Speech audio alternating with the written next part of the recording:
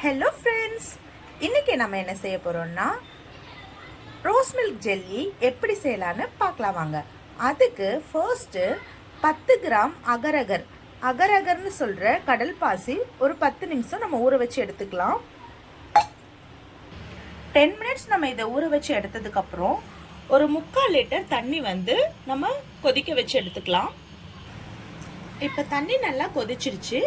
இப்போது நம்ம இதில் இந்த அகரகரங்கிற கடல் பாசியை நம்ம ஆட் பண்ணிக்கலாம்.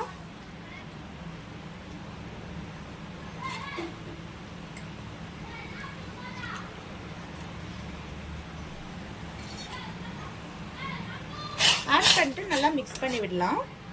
இது கரையிற வரைக்கும் நல்லா மிக்ஸ் பண்ணி விடணும்.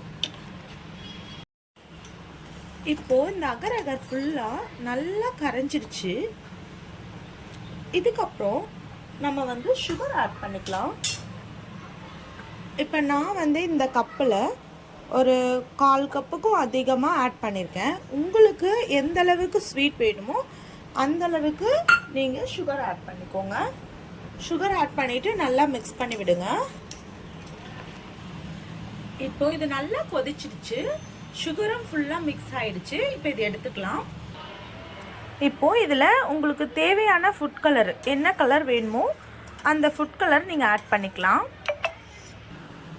இப்போது இந்த மாதிரி உங்களுக்கு பிடிச்ச கலர் இதில் ஆட் பண்ணி நல்லா மிக்ஸ் பண்ணிவிட்டு இப்போது நம்ம வடிகட்டி ஒரு பிளேட்டில் ஆட் பண்ணிக்கலாம்.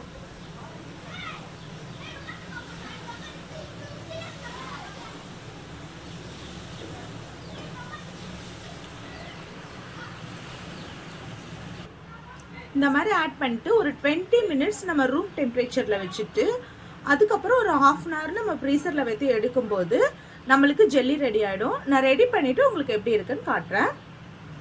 இப்போ நம்ம ஃப்ரீசர்லேருந்து வச்சு எடுத்துட்டோம். இப்போ இதை நம்ம கட் பண்ணிக்கலாம்.